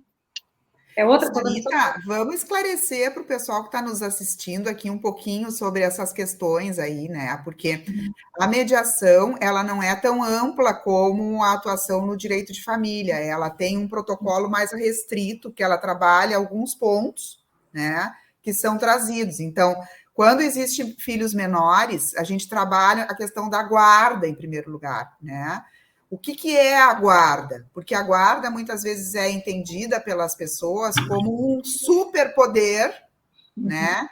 Que é dado a um dos genitores e aquilo muitas vezes é usado, e a Celeste já deve ter visto isso na prática dela aí no consultório, como uma arma contra o outro genitor, né? Então, como é que funciona hoje, Sarita? Se chegar numa mediação, vamos trabalhar primeiro a guarda, depois eu vou para os outros pontos. O que a gente vai falar sobre guarda? Né? Não, a primeira coisa que se fala é que hoje em dia a guarda a guarda de lei é a guarda compartilhada, né? Então, assim, ou a gente vai fazer uma mediação aqui e já trabalhar com esse conceito de guarda compartilhada, e quando é que ela não vai ser compartilhada? Não vai ser compartilhada quando algum genitor não quer, não pode, ou tem alguma incapacidade que não pode exercer a guarda de forma compartilhada. O que é a guarda compartilhada? São decisões conjuntas. Ambos vão decidir qual a escola, ambos vão decidir. E aí, para isso, tem que ter um mínimo de comunicação, né? Para poder fazer de forma saudável, senão acaba judicializando tudo. Mas a ideia da guarda compartilhada são decisões conjuntas, porque o exercício da parentalidade, ele segue, ele vai continuar. As pessoas se separam, mas a parentalidade continua. Ou seja, quando o teu filho te formar, ambos vão estar na formatura. Quando os netos vierem, ambos vão estar lá com o narizinho no vidrinho lá para ver o netinho nascendo. Então, isso vai continuar existindo e vai ter que existir um mínimo de comunicação. Então, assim, voltando, guarda lateral, ela só existe a guarda lateral quando um dos pais não pode exercer ou põe em risco. O que é pôr em risco? Olha, hoje em dia, pôr em risco é deixar a criança sozinha em casa, uma criança que é menor de idade. De abuso, né? Que pode existir, de violência. Situação de violência, situação de abuso, drogas, né? Alcoolismo. Um dos genitores que seja drogadito, né? Que não tem condições daí de cuidar da criança de uma forma adequada, a guarda fica unilateral com o outro genitor. Né? Com direito de convivência também resguardado, mesmo nessas condições, o direito de convivência, ainda que sob supervisão, né? Ainda tem o direito de convivência, porque é importante para a criança, porque, querendo ou não adianta a gente chegar de uma hora para outra, né? Fomos nós que escolhemos o pai ou a mãe, né? Não adianta de uma hora para outra querer impedir que o filho conviva com aquele pai que tem algum tipo de problema desse. Bom, vamos ter, claro que tem situações extremas, né? de abuso já chega num outro patamar. Mas, eu em geral... Eu estou coçando para falar algumas coisas, mas... Já vamos te chamar, já vamos te chamar. Em geral, eu digo assim, mas quando começa, foi tu que escolheu essa mãe, foi tu que escolheu esse pai, então não adianta querer desqualificar o pai e não querer mais que o filho conviva, ou que a mãe ou o pai, independente disso. Gente, todo mundo é adulto, né? Quando tu escolhe ter um filho, tu escolheu aquela mãe antes da criança, né? Mas é que nem sempre os adultos são adultos, eles têm sentimentos muito infantilizados. Muito, de uso da criança, de uso dos filhos como uma arma, de muitas vezes, punição. contra, exatamente. Em mediações eu vejo muito assim, sempre tem um impedimento, em geral é da mulher, né? Em criança pequena, até 3 anos, 4 anos, 5 anos.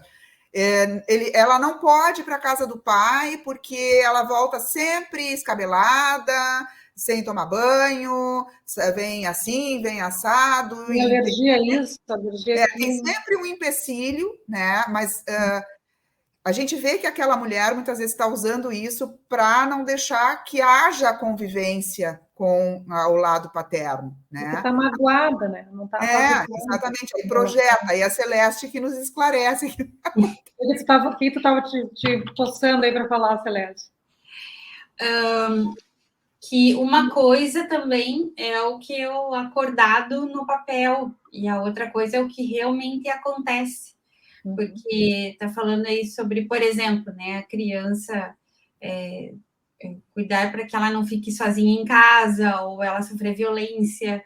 E uma das coisas que é muito comum é também a negligência é uma violência, né? Então, é negligenciar, porque é muito comum eu ouvir que, ele, sim, hoje passou com o pai, mas aí eu atendo, né, aquela criança e ela diz assim, não, o meu pai me buscou, me deixou lá na minha avó, e no final do dia ele me pegou de novo e me levou para minha mãe. Então, assim, na realidade, não acontece o que precisa acontecer, né? Ou poderia ser ao contrário também, tá? Eu entendo que a gente fez um chamado para mulheres, mas cada vez mais esse contexto, na realidade, ele tanto faz. A verdade é que ambos são responsáveis, como a Sarita bem colocou, a criança, o adolescente, ele precisa de ambos, certo? E como se dá essa convivência, é onde daí, no caso, entra aqui, né, aquelas coisas que eu busco auxiliar, porque, de novo, a gente fala sobre aí a falta de comunicação, né? Então, isso acaba sendo depois utilizado em conversas como, por exemplo, e aí vem ameaças, né? Teu filho me disse que ele passou o dia inteiro na tua mãe, então agora tu não vai mais ver teu filho, ou vice-versa, tua mãe não para de gastar, eu não vou mais te pagar tal coisa, né? Então, assim, de noite te deixou. Colocam a criança como uma moeda de troca também, ou a bolinha do ping-pong, né? E isso é muito prejudicial para os filhos, porque naturalmente o filho, eu imagino que não era só na minha casa, mas assim, você sabe com o filho qual é, eu quero ir na casa da minha amiga. Eu sei que o meu pai sai demais com a minha mãe, então vou perguntar para ele, né? Não vou perguntar para minha mãe. Então, ele vê qual é a fonte que vai ter mais satisfação e acaba procurando aquela. Isso é da natureza. Portanto, o casal poder conversar e seguir os acordos que foram feitos de forma a beneficiar os filhos é algo que, no caso, entra no trabalho que eu busco fazer, porque isso é tão importante quanto. Então, é o emocional, de não ver aquilo que é invisível, que não se vê. E que eu entendo que a mediação busca encurtar, e que é aquilo que eu também entendo que a Sarita busca quando atende um casal, uma pessoa, né, que tem essa decisão. No caso, a gente está falando mais sobre divórcio, sobre as questões mais comuns que acontecem quando um casal se divorcia, e também a relação dos filhos, né? Sobre guarda, sobre o sustento, sobre como é que vai ser essa convivência, né? E a Sarita pondera, assim, para que realmente pense o que é o melhor, né, para a situação que eles estão. Eu sempre digo. Eu queria falar uma coisa aqui, porque nós falamos só, assim, nós já estamos com 1h30 quase de conversa aqui, né? Eu sabia que ia ser longa essa conversa. Mas, assim, ó. A gente pode pedir para as pessoas fazerem perguntas, Elisa? Não. Pode pedir. Acho que seria bacana, se alguém quisesse fazer perguntas, colocar um pouco a sua situação. Perguntas, Agora, assim, ó, a gente tinha aquela questão que eu perguntei primeiro da guarda, tá? Na mediação é o que é tratado primeiro, a guarda. Depois vem as questões de sustento, né? Daí a pergunta que vem para a Sarita é o seguinte: na questão de sustento, né? Muita gente não entende que o que define a prestação alimentícia é a residência, não é a guarda, né? Então, aonde as crianças, no caso de ter filhos menores, vai residir, se é com a genitora, com a mãe, ou se é com o genitor, com o pai, o outro estaria obrigado pela lei, né, a fazer a prestação alimentícia. Queria que tu falasse um pouquinho sobre isso, né? Na verdade, o que a lei determina é o seguinte, né, é que ambos os genitores, eles têm dever de rateio dessas despesas, na proporção de seus rendimentos. Então, assim, as pessoas chegam nos consultórios e dizem, eu tenho que dividir meio a meio, 50%, né, doutora? Não é 50%.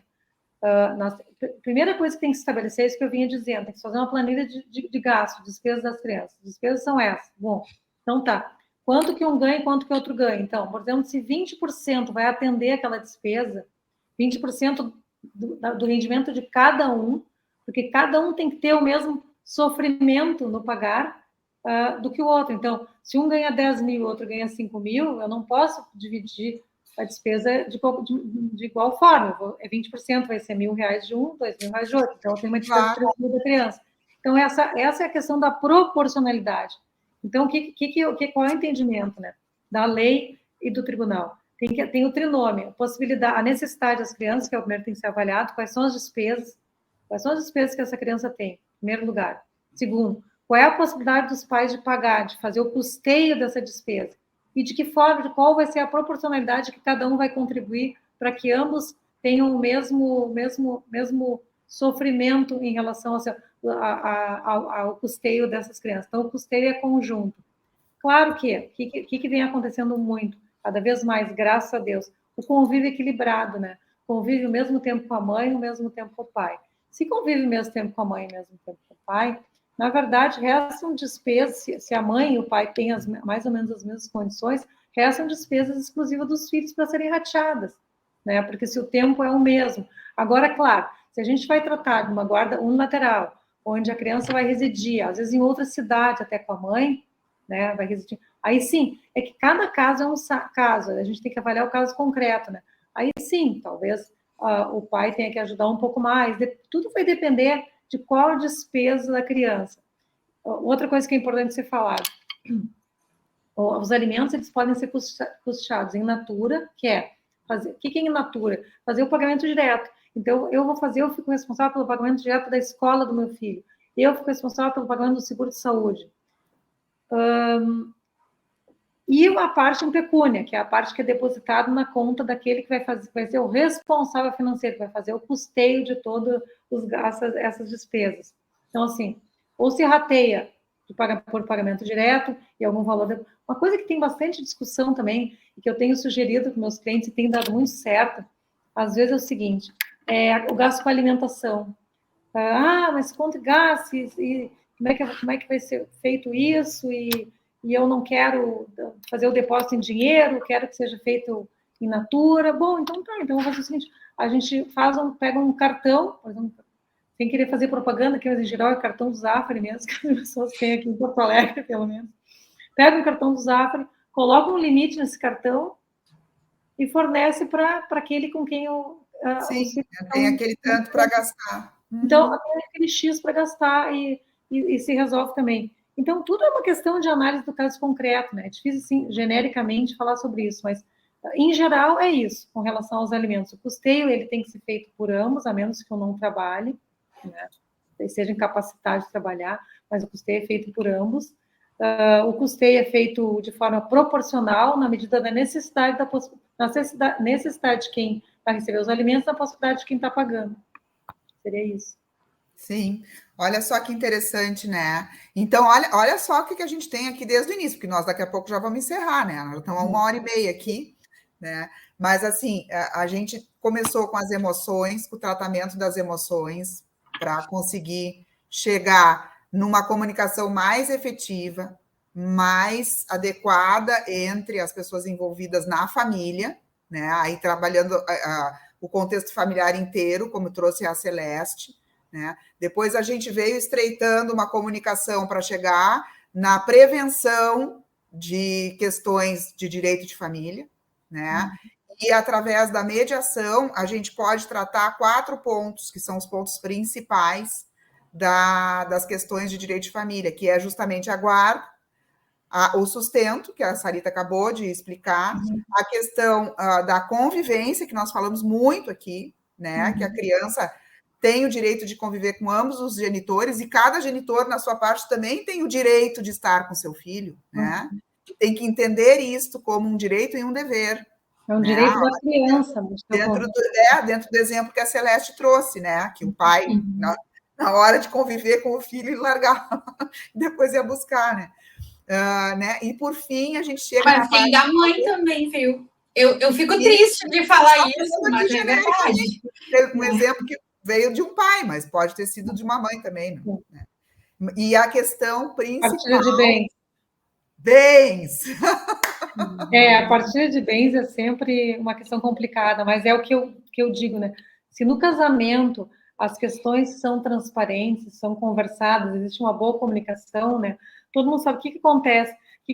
Já aconteceu bastante, mais de uma vez no meu escritório. Ambos sabem que, como por exemplo, o que acontece? Os bens, quando a gente está com o regime da comunhão parcial de bens, todos os bens que antecederam o casamento, eles não se comunicam. O que significa isso? Eles não entram em partilha posterior, né? Então, se eu já entrei no casamento, eu já tinha um apartamento, esse apartamento, ele não vai entrar na partilha, ele vai entrar tudo que foi adquirido a partir do casamento ou daquela união estável, né? O que acontece muito?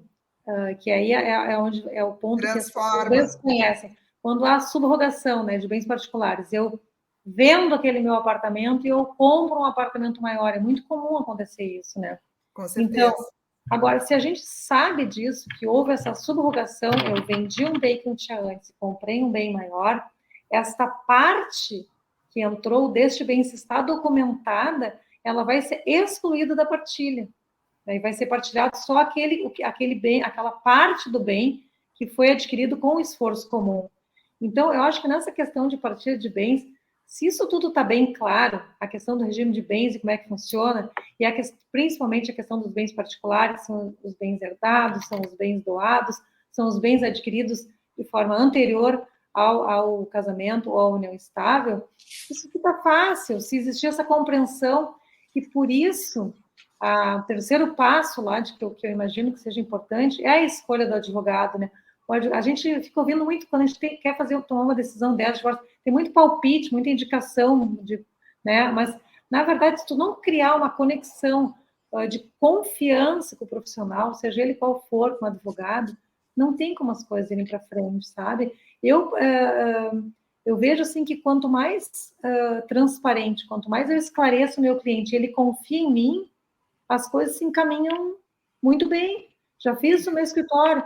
O cliente diz, não, mas isso aqui eu adquiri com o valor que eu recebi de herança. Tá, tudo bem, não tem problema. Então, isso vai ser excluído. Tu tens como demonstrar, vamos demonstrar isso. Então, tu tens como trazer os documentos, os extratos, aquilo que foi depositado, se esse valor foi pago. Sim, tem. Podemos aí, realmente, faz lá. Às vezes tem coisas de 3, 4, 5 anos. Me traz, a gente monta, eu dou uma avaliada, mostro para a cliente. Isso é retirado de partilha, entende? Então, assim, olha que rápido isso pode ser resolvido. isso pode ser resolvido numa mediação, porque no momento que tu estás dentro do Poder Judiciário e tu depende de fazer a prova, aquilo vai ser analisado num tempo muito maior e com muito mais, digamos assim, muito mais contenciosamente, porque o advogado da outra parte vai dizer que não, que aquilo não era assim, que vai trazer uma outra prova, uma contraprova, e isso vai ficar embolado. E demora muito tempo. Muitas vezes as pessoas não têm esse tempo também. Precisam. Então, eu acho que seria uma coisa prática poder dizer assim para as mulheres, ou então para os homens, ou quando uma pessoa ela vai fazer uma compra, né? É importante ela poder guardar esses documentos. Eu sei que parece meio óbvio, mas é óbvio. Não é óbvio, não. Não só colocar, como tem algumas escrituras públicas que elas determinam já 30% foi o pagamento de 30% foi efetuado pela fulana de tal com valor de particular. Entende? Então, relativo ao bem particular. Isso. Já deixa separado o que é bem particular para não haver discussão futura. Mas isso aí já... em geral, Sarita, esse que é o grande problema, as pessoas não se dão conta. Nada.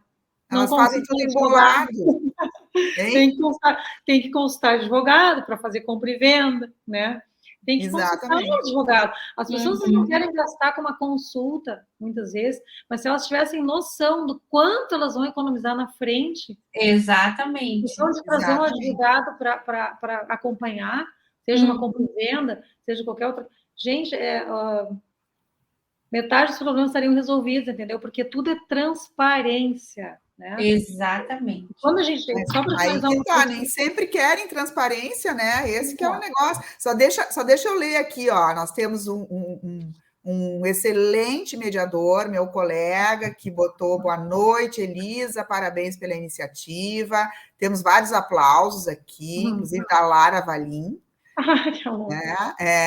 Temos aqui embaixo o comentário da Mônica Riffel, quanta riqueza de informações, que painel interessante, vocês são especialistas e não se envolvem emocionalmente, ajudando assim aos clientes a resolver da melhor forma. Eu acho que é exatamente essa a ideia, né? A gente está tentando disseminar uma possibilidade de que as pessoas ampliem seus conhecimentos aí do quanto elas podem procurar de recursos nas diferentes áreas que nós estamos trazendo aqui, né, para melhorar tudo, né? E é com essa intenção que eu venho inaugurar esse canal aqui, porque assim como a Celeste também nos trouxe, que não tinha conhecimento do que era uma mediação, muitas pessoas não sabem como é que funciona uma mediação, ou que tem uma péssima impressão de mediação, porque a mediação, não só a mediação, mas a resolução de conflitos como um todo, como qualquer outra área, ela precisa de profissionais capacitados. Né? Ela precisa que a pessoa tenha uma possibilidade, inclusive vivência, muitas vezes, né? Na sua história de vida, para conseguir lidar com algumas questões emocionais graves que aparecem, muitas vezes abusos, a gente nem entrou aqui, nem deu tempo, mas eu tinha perguntas para a Celeste aqui, em termos de violência contra a mulher e criança, alienação parental, essas questões todas, como que a gente pode minimizar isso e melhorar o tratamento disso para conseguir buscar a reestruturação da família, desse núcleo, né? Mas também são questões difíceis. Em geral, quando há abusos e violência contra a mulher, a gente não faz a mediação, né? Principalmente quando é no Poder Judiciário, a gente devolve para o juiz e relata, né, que há uma situação ali de um possível abuso, né, que pode aparecer nas primeiras sessões e tal. A alienação parental é uma questão de difícil identificação, bem difícil, né? Eu acho que talvez seja um dos temas mais dolorosos, e que tem a ver com aquilo também que a gente estava falando aqui, né? Que a mãe não deixa, não pode ir ver o pai, porque o pai, né? Aquela situação que a gente falou da criança não poder ter a convivência com o outro lado, né? Muitas vezes entra na alienação parental. E aí tem que cuidar na alienação parental, desculpa te interromper, Elis, mas acho que é importante isso. Tem que cuidar com as mensagens subliminares, né? Que às vezes as mães passam para a criança. Às vezes não é falado, mas a mãe liga 10 vezes, por exemplo, para saber da filha, ou vice-versa. Ou sempre chega muitas recomendações, sabe? Como se o pai não tivesse, ou a mãe não tivesse o cuidado necessário para lidar com aquela criança. Então, isso, de certa forma, gera inconscientemente uma insegurança na criança, né? É a implantação de uma falsa memória, né? Exatamente. Sem que ela se dê conta, uma falsa memória de que o pai ou a mãe não tinha cautela, não era um cuidador eficiente. E eu gosto de falar também que colocar para os pais, você não precisa falar mal dele ou dela para o seu filho, porque ele vai crescer e ele vai perceber essas coisas.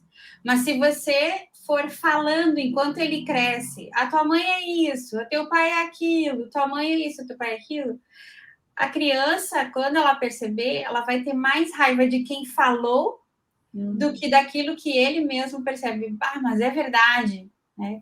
Então, tem coisas que as características negativas, você apenas deve proteger o seu filho ou filha e não precisa ficar falando, porque a criança, ela vai crescer, ela vai perceber, ela vai ter o entendimento e ela por si mesma vai se dar conta.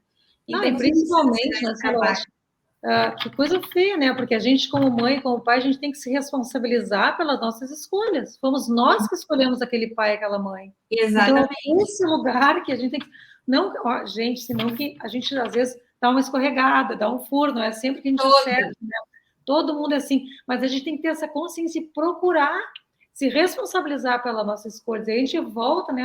A coisa mais importante que existe é escolhas conscientes e se responsabilizar pelas consequências das nossas escolhas. Então, assim, se eu escolhi um pai numa época e agora já não temos mais os mesmos objetivos, já mudamos e não somos mais os mesmos e não podemos mais continuar juntos, tudo bem, é tranquilo, mas não podemos fazer com que isso desqualifique o pai que eu escolhi há um tempo atrás. Principalmente porque aquela criança, metade dela é esse pai, metade dela é essa mãe. Né? Por que eu vou estar desqualificando meu próprio filho? E eu creio que uma coisa bem importante é que a maioria... Aliás, o que me fez escolher sair da clínica, eu sempre fui apaixonada pela clínica, né? Clínica em medicina de família, foi me dar conta que muitas crianças reinternavam por motivos, né, de febre, de crises de asma, mesmo fazendo os tratamentos adequados. Por quê? Porque eles percebiam inconscientemente que quando eles ficavam doentes, o pai e a mãe paravam de brigar. Olha só. Isso é uma coisa incrível. A criança, eu gostaria de poder colocar aqui, não é porque é uma criança que ela não sofre, não é porque é uma criança que ela não vai perceber que há um conflito. O problema é que, por ela ter um cérebro imaturo, ela somatiza aquilo e, olha, 99% das vezes a criança pensa que a culpa é dela.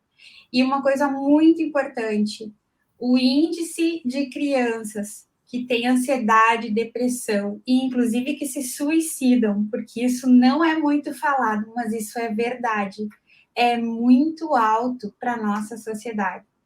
E isso é uma coisa muito grave e está muito relacionado com conflitos familiares e também com adoecimentos, né? Então, isso é fato e isso atrapalha muito o desenvolvimento do indivíduo, né? Olha só que importante, né? Gente, quanta coisa! Esperamos ter esclarecido um monte de coisa, né? Agora a nossa live vai ficar aí, vai ser aberta para além daqueles que se inscreveram. Aqueles que se inscreveram vão receber um e-mail de volta com uma surpresinha, né? A gente vai trabalhar aí com... Vamos fazer uma enquete com 3 convidados aí para receber da gente uma consultoria, uma pequena consultoria, trazer para nós três aí as suas questões, e a gente vai responder, pode ser por e-mail, ou talvez conversando, a gente ainda não definiu como vai ser isso, né? Mas a ideia é exatamente essa, é trazer para a reflexão, exatamente. E quem sabe ampliar, inclusive, com workshops e outras possibilidades que a gente possa trabalhar isso e disseminar cada vez mais esse propósito, que é tentar interligar essas áreas, né, e ajudar as pessoas a melhorarem as suas condições, né? Acho que essas 3 pessoas vão ser uma boa, vai ser um test drive, né? Vão experienciar exatamente o quanto é bom poder se utilizar de 3 profissionais, né, para poder tomar uma decisão segura, amadurecida, né, e que traga o mínimo de impacto possível, principalmente para os filhos, né? Exatamente. E aqui no canal, quem quiser deixar comentário, quiser entrar em contato conosco, a gente está à disposição, né, gurias? Estamos aí nas áreas da terapia, do direito de família e da mediação de conflitos, né? Então, muito obrigada. Eu acho que vamos fechar hoje, né? Então, merecemos poder fechar. Aliviar os conflitos ou poder melhorar a comunicação, né? Isso também vai, por exemplo, a criança melhora quando os pais melhoram. E os pais também ficam melhor quando vem a criança melhor. Então, é uma via de mão dupla. Então, vale a pena investir em poder ver o que é melhor. E para concluir a minha parte, eu diria que acredito que sim, as emoções são uma das coisas que mais atrapalham na resolução dos conflitos, mas uma vez identificada a emoção e poder perceber, então, e a partir daí, então, identifica, melhora a comunicação, separa qual é o real problema que está acontecendo. Então, sair um pouco da emoção e ir mais para o problema, para então ter melhor possibilidade de solucionar o problema, apesar do que, né, a pessoa está sentindo. Então, Sim, em benefício... a resolução do problema também vai ajudar no sentimento dela lá depois, né? Sim, exatamente. Mas, às vezes, aquela coisa do urgente, o emergente fica confuso. Então, a ideia é poder separar para ficar um pouco mais leve, mais claro. E uma coisa que eu queria trazer, assim, para a gente encerrar, é a questão da boa-fé. Tá? Eu penso que tudo isso que nós estamos falando aqui precisa de uma certa sinceridade, né? Sim. Então, certa não, toda a sinceridade, eu diria, Elisa, desculpa. Quando que eu vejo que o que eu faço não tem voz, não funciona? Quando a pessoa está mal intencionada. Quando vem a mediação querendo esconder, querendo tirar, querendo não revelar, querendo deturpar, querendo incomodar. E isso é muito ruim, porque isso vai entrar num ciclo e vai aparecer, como disse a Celeste, lá pelas tantas aparece. Né? Aparece.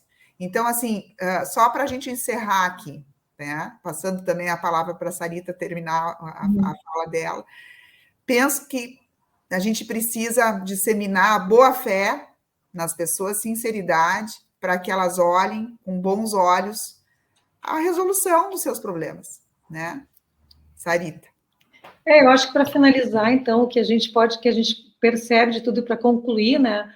Então, a gente, através de uma ajuda terapêutica, a gente pode melhorar a nossa comunicação antes de qualquer tipo de... ter certeza de encerramentos, melhorar a nossa comunicação na hora da finalização, tanto com os companheiros, cônjuges e os filhos. Depois, procurar um profissional de confiança, para ter informações seguras, informações certeiras sobre aquilo e poder fazer uma boa avaliação de riscos e consequências da minha decisão. E depois, com tudo isso apaziguado, né, poder se encaminhar para uma mediação onde vai se evitar um tempo doloroso de processo, que vai trazer não só perda financeira, mas a mais importante de todas, que é a perda de recursos emocionais, a perda de tempo de vida, sabe, que não volta atrás. Então, isso é o que a gente dói mais vendo os processos, demorar 3, 5, 10 anos de processo, de briga, né? E as pessoas se perdendo de viver outras relações, de viver, né? E deixar os filhos também livres para também viver e fazer as suas próprias escolhas. Então, isso, gente. Acho que esse é o encerramento. Foi um prazer estar com vocês, conversar, sempre é bom, né? Tentar foi uma boa jornada até a gente chegar aqui, né? Vamos continuar também, porque foi ótimo conhecer vocês. Olha, super, super, adorei, assim, e assim, muito obrigada por virem aqui, gastarem seu tempo, estarem aqui comigo, né? Nessa inauguração. Quero trazer outros profissionais, agora a ideia é continuar e fazendo aqui no YouTube. Vamos fazer uma live também no Instagram. A sugestão da Sarita, mais menorzinha, né, Sarita? Piorinha, tá bom. E aí a gente... vamos fazer. Então tá, meninas, muito obrigada.